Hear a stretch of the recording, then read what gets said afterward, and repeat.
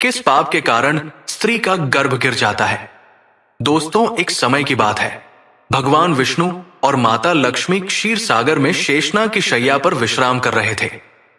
तभी माता लक्ष्मी भगवान विष्णु से पूछने लगती है, हे स्वामी, आज मेरे मन में एक शंका निर्माण हो रही है। कृपया आप मेरी इस शंका का समाधान कीजिए। भगवान विष्णु कहते हैं, हे प्रिया, तुम्हारे मन में जो भी शंका हो निसंकोच होकर पूछ लो। तुम्हारा हर शंका का समाधान करना मेरा कर्तव्य है। देवी लक्ष्मी कहती है, हे प्रभु, आप तो सब कुछ जानते हैं। संसार के कण कण में आपका ही वास है। आप ही जन्मदाता है और आपकी ही आज्ञा से काल प्राणी को ग्रहण कर लेता है। आप ही इस संसार को चलाते हैं। जन्म और मृत्यु आपके ही बस में है।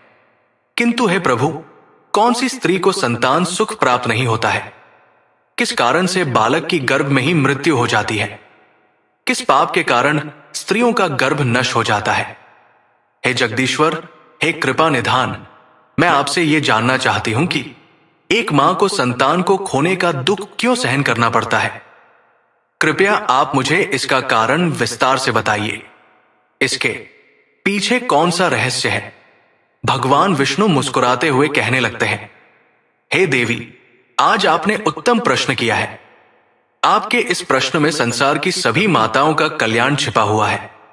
हे देवी, यह सत्य है कि कुछ बालकों की गर्भ में ही मृत्यु हो जाती है।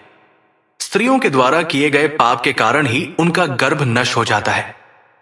इसीलिए हे देवी, आज मैं तुम्हें एक अत्यंत प्राचीन कथा सुनाता हूं। इस कथा के माध्यम से तुम्हें तुम्हारे सभी प्रश्नों के उत्तर मिल जाएंगे। इस प्राचीन कथा को जो भी सुनता है उसे उत्तम गुणवान संतान की प्राप्ति होती है तथा उसके समस्त पापों का नाश होता है। देवी लक्ष्मी कहती है, हे प्रभु, मैं इस कथा को ध्यान से पूरा अवश्य सुनूंगी। कृपया आप मुझे वो कथा सुनाइए। तब भगवान विष्णु देवी लक्ष्मी को कथा सुनाने लगते हैं। हे प्रिय, पूर्व काल की बात है। मध्य देश में एक अत्यंत शोभायमान नगरी थी। उस नगरी में रेवंत नाम का एक सेठ रहता था, जो बहुत अधिक धनवान था। उसके घर में किसी चीज की कोई कमी नहीं थी। उसकी एक पुत्री थी जिसका नाम रेवती था।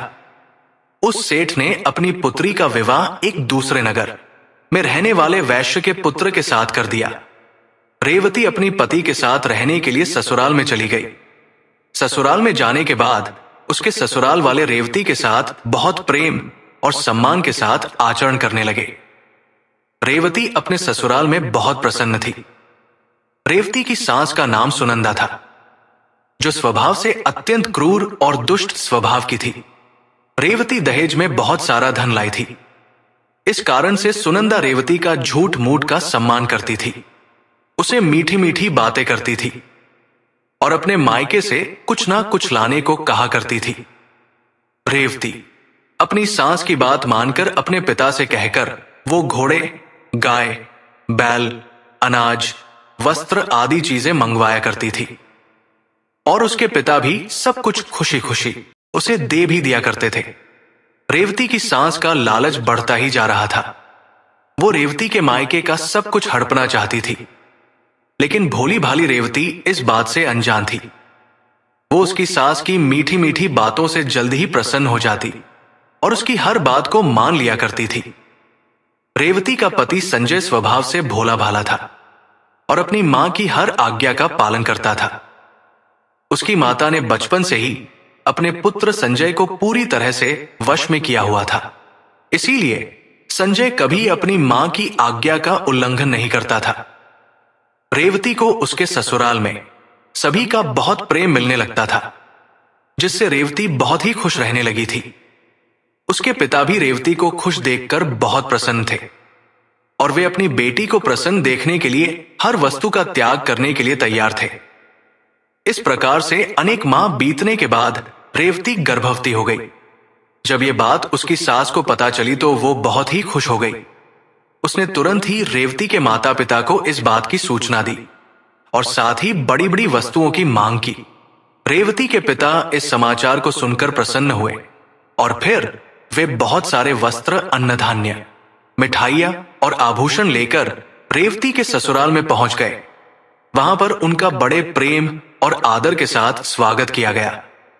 रेवती भी अपने पिता को देखकर बहुत प्रसन्न हुई। फिर कुछ समय रुककर रेवती के पिता उसी दिन अपने घर लौट गए। अनेक दिनों तक रेवती का गर्भ बढ़ता गया और रेवती की सास भी उसका बहुत अच्छी तरह से ख्याल रखने लगी। लेकिन कुछ ही दिनों के बाद ऐसी दुर्घटना घटी जिससे रेवती का जीवन दुखों से भर गया। उसके हंसते खेलते जीवन में अचानक से अंधकार छा गया। एक दिन अचानक ही रेवती का गर्भ गिर गया, जिससे रेवती की सास बहुत क्रोधित हो गई और फिर रेवती को ताने मारने लगी। अरे पापी नहीं, सच सच बता, तूने कौन सा पाप किया है? कुल का नाश करने वाली कलंकिनी, तूने अपने ही बच्चे को खा लिया। जन्म देने से पहले ही उस बच्चे को मार डाला। अरे तूने तो कुल का विनाश ही कर डाला तूने। अरे दुष्टा, तू तो हमारे घर को बर्बाद करने के लिए ही आई है। तुझे देखते ही मुझे समझ में आ गया था कि तू हमारे कुल को नष्ट कर डालेगी। इस प्रकार से रेवती की सास उसे बहुत ताने मारने लगी, जिससे रेवती दुखी और उदास हो गई और कहने लगी, सासू मां, इसमें मेरा क्या दोष है? मुझे समझ में नहीं आ रहा कि ऐसा किस लिए हुआ। मैं निर्दोष हूं, मैंने कोई पाप का कार्य नहीं किया है। लेकिन रेवती की सास को उस पर थोड़ी भी दया नहीं आई और वो कहने लगी, अरे दुष्टा, पापिनी, कुलटा, चंडाल, नहीं, तूने अवश्य कोई पाप किया है जिससे तेरी संतान गर्भ में ही मर गई। कुलटा और पापिनी स्त्रियों के बच्चे पेट में ही मर जाते हैं। उसके बाद से रेवती की सास उसके साथ बहुत बुरा व्यवहार करने लगी। उसे बात बात पर ताने मारने लगी, उसे भला बुरा कहने लगी। अब उसकी सास उससे ठीक से बात भी नहीं करती थी। दिन भर घर का सारा काम करवाने लगी। दिन भर काम करने के बाद ही उसे रात को आराम करने को मिलता था। रेवती को घर का झूठा भोजन खाना पड़ता था। अचानक से अपनी सास का ऐसा बदला हुआ रूप देखकर रेवती को बड़ा डर लगने लगा और वो अपनी सास के सामने आने से भी डरने लगी। फिर और कुछ महीने बीत जाने के बाद रेवती फिर से गर्भवती हो गई, जिससे उसके घर वाले सभी प्रसन्न हो गए। लेकिन रेवती की सास को उतनी खुशी नहीं हुई। वो उसे ताना ही मारा करती थी। एक बच्चे को तो खा गई, पता नहीं अब इसे भी जीवित रखेगी या खा जाएगी। इसका कोई भरोसा नहीं। ये तो डायन है, डायन। मेरा बेटा एक चुड़ैल से शादी करके उसे घर पर लाया है। लेकिन रेवती चुपचाप सहन करती रही। इस बार रेवती की सास ने रेवती के पिता को इस विषय में कोई समाचार नहीं दिया और वो चुप ही रही। इधर धीरे धीरे रेवती का गर्भ बढ़ने लगा। रेवती गर्भ धारण की हुई अवस्था में भी घर का काम करने लगी। बहुत काम करके थकने के बाद भी रेवती की सास को उस पर दया नहीं आती थी। इस बार रेवती को 9 महीने पूरे हो गए और अब उसका प्रसूति का समय आ गया। रेवती को कमरे में ले जाया गया और फिर रेवती बालक को जन्म देने लगी। जब रेवती ने बालक को जन्म दिया तो उस बालक के मुख से कोई आवाज सुनाई नहीं दी। वो बालक कोई भी हलचल नहीं कर रहा था। इस बार रेवती ने एक मरे हुए लड़के को जन्म दिया था। इस बात को सुनते ही रेवती बहुत दुखी हो गई और जोर जोर से रोने लगी। इधर रेवती की सास बहुत गुस्सा हो गई और उसने तुरंत ही रेवती को पकड़कर घर से बाहर निकाल दिया और कहा, अरे दुष्टा पापिनी, तू इस घर में रहने के लायक नहीं है। तू तो चांडालन है, तू मेरे पोते को खा गई। अब तू इस घर में नहीं रह सकती। तू अभी इस घर से निकल जा। आज के बाद मैं तुझे इस घर में रहने नहीं दूंगी। तू कहीं पर जाकर मर जा, किसी नदी में कूद जा या अग्नि में जलकर भस्म हो जा, लेकिन इस घर में मैं तुझे अब रहने नहीं दूंगी। इस प्रकार से ताना देते हुए रेवती के सास ने उसे घर से धक्के मारकर भगा दिया। रेवती का पति भी ये सब चुपचाप देख रहा था।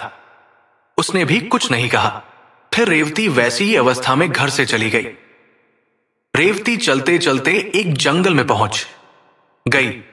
वो जंगल बहुत घना और भयानक था। उस जंगल में कोई मनुष्य दिखाई नहीं पड़ रहा था। फिर रेवती को उस जंगल में एक बहुत ही बड़ा और सुंदर वृक्ष दिखाई पड़ा। उस वृक्ष के पास एक बहुत ही सुंदर आश्रम था। रेवती जल्दी से उस आश्रम के पास चली गई और इधर उधर देखने लगी, तो वहां पर उस आश्रम में कोई भी नहीं था। रेवती वहीं बैठकर विश्राम करने लगी। रेवती इतनी डरी हुई और उदास थी कि वो अपने पिता के घर पर भी जाना नहीं चाहती थी। उसे ये भय लगने लगा था कि कहीं उसकी वजह से पिता का समाज में अपमान ना हो। इसीलिए उसने उसी जंगल में रहने का निर्णय लिया और वो उसी आश्रम में निवास करने लगी।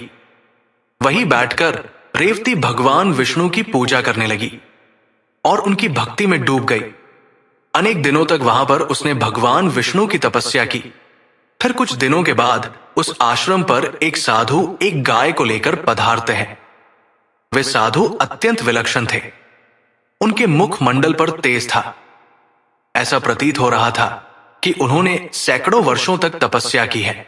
जब रेवती उन साधु को देखती है तो बड़ी प्रसन्न होती है और उनका स्वागत करती है और कहती है, पधारिए, हे साधु महाराज, आपका स्वागत है। आप कोई महान पुण्यात्मा दिखाई पड़ रहे हैं। रेवती के ऐसे वचन सुनकर साधु महाराज कहते हैं, हे पुत्री, तुम कौन हो और किस कारण से इस वन में अकेले निवास कर रही हो? यदि कोई गोपनीय बात ना हो तो मुझे सच सच बताओ, तुम यहां पर अकेले क्यों रह रही हो? तुम्हारे पति कहां पर है और तुम्हारे दुख का क्या कारण है? तब रेवती कहती है, हे साधु महाराज, मैं अत्यंत दुखी हूं और मेरी सासू मां ने मुझे घर से निकाल दिया है, इसीलिए मैं इस वन में निवास कर रही हूं। साधु कहते हैं, हे पुत्र, तुम्हारी सास ने ऐसा क्यों किया? किस कारण से तुम्हें घर से निकाल दिया है? तब वो रेवती कहती है, हे साधु महात्मा, मेरी पहली संतान गर्भ में ही नष्ट हो गई और जब मैंने दूसरी संतान को जन्म दिया तो वो मरी हुई थी। इसी कारण से क्रोधित होकर मेरी सास ने मुझे घर से निकाल दिया है। अब मैं अपना यहीं पर निवास कर रही हूं। पिता का अपमान ना हो, इसीलिए मैं उनके पास भी नहीं जा रही हूं। कृपया आप ही मेरे दुख दूर कीजिए। मैं कहां जाऊं? अब मैं क्या करूं? इस प्रकार से रेवती द्वारा पूछने पर वे साधु महात्मा कहने लगते हैं, हे पुत्री, ये तो बड़े दुख की बात है, किंतु तुम चिंता मत करो। मैं तुम्हें कुछ उपाय बताता हूं। तुम उस उपाय को करो जिससे तुम्हें उत्तम संतान की प्राप्ति होगी। तुम इस गाय को अपने पास रखो, इसकी सेवा करो। इसकी सेवा करने से तुम्हें उत्तम संतान सुख प्राप्त होगा। अब मैं तुम्हें गर्भ धारण की हुई स्त्री को जिन नियमों का पालन करना चाहिए उस विषय में बताता हूं। इसे तुम ध्यान से सुनो। हे पुत्री, किसी भी स्त्री को मासिक धर्म के दौरान पति के साथ संबंध स्थापित नहीं करना चाहिए और पति को स्पर्श भी नहीं करना चाहिए। इससे संतान गर्भ में ही गिर जाती है। गर्भ धारण की हुई स्त्री को भगवान की पूजा में तत्पर रहना चाहिए। उसके मुख पर सदैव ही प्रसन्नता होनी चाहिए। गर्भ धारण की हुई स्त्री को कभी दुखी और निराश नहीं रहना चाहिए। उसे बुरे आचरण वाली स्त्री से दूर रहना चाहिए। उनसे बातचीत नहीं करनी चाहिए। एक गर्भवती स्त्री को कभी दूसरों के घर का भोजन नहीं करना चाहिए। गर्भिणी स्त्री को सूप की हवा से बचकर रहना चाहिए। सूप की हवा लगने से भी गर्भ का नाश होता है। गर्भ धारण की हुई स्त्री को कभी ऐसी वस्तु के दर्शन नहीं करने चाहिए जिसे देखने पर मन में घृणा निर्माण हो। उसे भयानक और डरावनी कथाएं भी नहीं सुननी चाहिए। गर्भिणी स्त्री को अत्यंत गर्म भोजन नहीं करना चाहिए। पहले का किया हुआ भोजन जब तक अच्छी तरह से पच नहीं जाता तब तक दोबारा भोजन नहीं करना चाहिए। जिस स्त्री के बच्चे होकर मर जाते हो अथवा जो स्त्री वंध्या हो, ऐसी स्त्री से संपर्क नहीं करना चाहिए। जो भी स्त्री इन नियमों का पालन करती है वो उत्तम पुत्र को प्राप्त करती है। जो स्त्री इन नियमों का पालन नहीं करती उसका गर्भ गिर जाता है अथवा उसका निरोध हो जाता है। हे पुत्री, अब मैं तुम्हें पुत्र प्राप्ति का उपाय बताता हूं। इसे ध्यान से सुनो। मासिक धर्म के समय 4 दिनों तक स्त्री को पति के साथ संसर्ग नहीं करना चाहिए। वो चौथे दिन ही शुद्ध होती है। 1 सप्ताह के बाद वो देवी देवताओं का पूजन करने के योग्य बनती है। संबंध बनाते समय स्त्री और पुरुष के मन में जैसी कल्पना होगी वैसा ही गर्भ उत्पन्न होगा, इसमें संदेह नहीं है। युग्म तिथि वाली रात्रि में सहवास करने से पुत्र होता है और अयुग्मों में सहवास करने से कन्या का जन्म होता है। युग्म तिथि का अर्थ होता है द्वादशी, चतुर्दशी, षष्ठी, अष्टमी, दशमी और अयुगम तिथियां होती है।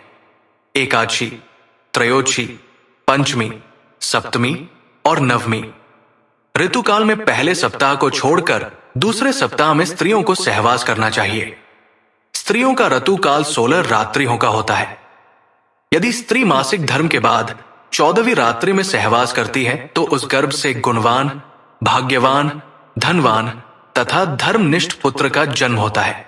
रतकाल के 5वें दिन स्त्रियों को कटु, तीक्ष्ण और गर्म भोजन का परित्याग करके मधुर अर्थात मीठ भोजन करना चाहिए, क्योंकि स्त्रियों की कोख औषधि पात्र होती है और पुरुष का बीज अमृत तुल्य होता है। इसीलिए स्त्रियों को सहवास से पहले तीखा, कड़वा और गर्म भोजन नहीं करना चाहिए। वो साधु कहते हैं, हे देवी, इस प्रकार से मैंने तुम्हें संतान प्राप्ति के लिए महत्वपूर्ण नियम बताए हैं। तुम इन नियमों का पालन करो, तुम्हें उत्तम संतान सुख प्राप्त होगा। फिर रेवती कहती है, हे मुनिवर, इस समय पर मेरे पतिदेव मेरे पास नहीं है, तो मेरा उनसे मिलन कैसे होगा और किस प्रकार से मुझे संतान सुख प्राप्त होगा? साधु महात्मा कहते हैं, हे पुत्री, तुम अभी से इस गौ माता की सेवा करो, तुम्हारा पति स्वयं चलकर तुम्हारे पास आ जाएगा। इतना कहकर वे साधु महात्मा उस स्थान से अंतर्ध्यान हो जाते हैं। उन साधु को अचानक से अदृश्य हुआ देखकर रेवती आश्चर्यचकित हो जाती है। उसे समझ में आ जाता है कि साक्षात भगवान ही उसे दर्शन देने आए थे। फिर रेवती नित्य उस गाय की सेवा करने लगती है। रोज सुबह उठकर वो गाय को चारा डालती है और भगवान विष्णु की आराधना करने लगती है। उधर रेवती के पति को सपने में साक्षात भगवान विष्णु आकर उसे दर्शन देते हैं और उसे उसकी पत्नी के पास जाने की आज्ञा देते हैं। रेवती का पति दूसरे दिन जागते ही अपनी पत्नी को खोजता हुआ उस वन में चला जाता है। फिर उसे उस जंगल में एक आश्रम दिखाई पड़ता है, तो वो उस आश्रम के पास जाता है तो उसे उसकी पत्नी रेवती दिखाई पड़ती है। वो अपनी पत्नी को देखकर बहुत प्रसन्न हो जाता है। फिर वो भी अपनी पत्नी के साथ उसी वन में निवास करने लगता है। कुछ दिनों के बाद रेवती का रथ काल आता है और वह उन साधु महात्मा के द्वारा बताए हुए नियमों का पालन करते हुए अपने पति के साथ सहवास करती है। उसके पति के मिलन से रेवती पुनः गर्भ धारण कर लेती है और फिर 9 महीने तक वो गर्भ उसके अंदर बढ़ने लगता है। फिर 9वें महीने के बाद रेवती को एक अत्यंत सुंदर पुत्र रत्न की प्राप्ति होती है, जिसे पाकर रेवती और उसका पति दोनों बहुत प्रसन्न होते हैं। पुत्र का जन्म होने के बाद वो गाय भी उस स्थान से अदृश्य हो जाती है। इस चमत्कार को देखकर रेवती और उसका पति दोनों अचंभित हो जाते हैं। फिर वे तीनों अपने घर चले जाते हैं। उधर रेवती की सास अपने पुत्र को रेवती के साथ एक बच्चे को लेकर आ हुआ देखकर बहुत प्रसन्न हो जाती है और उससे पूछती है, हे बहू, ये तुमने कैसे किया? किस कारण से तुम्हें पुत्र की प्राप्ति हुई? फिर रेवती अपनी सास को सारी हकीकत बता देती है। रेवती की सास को इस बात पर विश्वास नहीं होता है, तो वो पूछती है कि वो स्थान कहां पर है। रेवती अपनी सास को उस स्थान के बारे में बता देती है।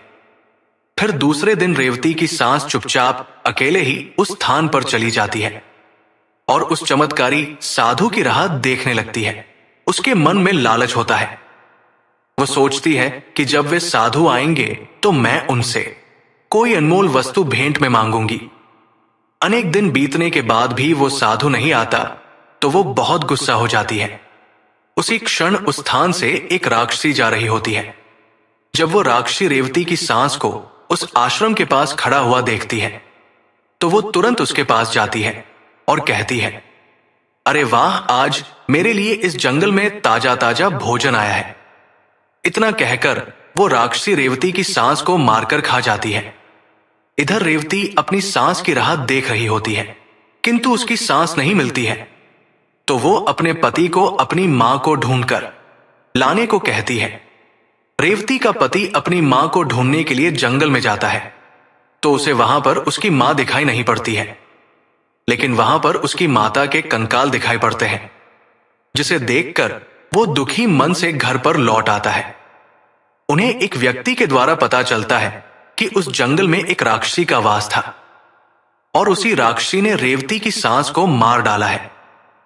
लालच के कारण रेवती की सांस को राक्षसी खा जाती है। फिर रेवती और उसका पति अपने पुत्र के साथ घर पर सुखी जीवन व्यतीत करने लगते हैं। भगवान विष्णु देवी लक्ष्मी से कहते हैं, हे देवी, इस प्रकार से रेवती ने गर्भ धारण के नियमों का पालन किया, जिससे उसे उत्तम संतान की प्राप्ति हुई। देवी लक्ष्मी कहती है, हे प्रभु, जिस बालक की मृत्यु गर्भ में ही होती है अथवा जन्म के बाद तुरंत मृत्यु होती है, उसकी मुक्ति के लिए क्या उपाय करना चाहिए? भगवान विष्णु कहते हैं, हे प्रिया, तुमने ये उत्तम प्रश्न किया है, इसीलिए तुम अब ध्यान से सुनो। यदि स्त्री का गर्भपात हो जाए अथवा गर्भ में ही बालक की मृत्यु हो जाए, तो जितने महीने का वो गर्भ होता है उतने दिनों का सूतक माना जाता है। आत्म कल्याण की इच्छा रखने वाले मनुष्य को उस गर्भ में मृत्यु हुए बालक के लिए कुछ भी नहीं करना चाहिए, उसका श्राद्ध नहीं करना चाहिए। यदि जन्म से लेकर चूड़ाकर्म संस्कार के बीच में बालक की मृत्यु हो जाती है, तो उस बालक की मुक्ति के लिए अन्य बालकों को दूध का भोजन देना चाहिए। यदि चूड़ाकर्म संस्कार के बाद 5 वर्ष के भीतर बालक की मृत्यु हो जाती है, तो शरीर दाह का संस्कार करना चाहिए, उसके लिए दूध का दान करना चाहिए और बालकों को भोजन कराना चाहिए। यदि 5 वर्ष की आयु के बाद बालक की मृत्यु हो जाती है, तो उसका दाह संस्कार करके उसके लिए जल से भरे मिट्टी के पात्र का और खीर का दान करना चाहिए, तभी उस बालक को पुनर्जन्म प्राप्त होता है। तो दोस्तों, इस प्रकार से भगवान विष्णु ने माता लक्ष्मी को गर्भाधान का रहस्य बताया है। उम्मीद है आपको यह कथा पसंद आई होगी। वीडियो को लाइक जरूर करें, कमेंट में जय श्री हरि विष्णु अवश्य लिखें, साथ ही चैनल को सब्सक्राइब करें। आप सभी का धन्यवाद।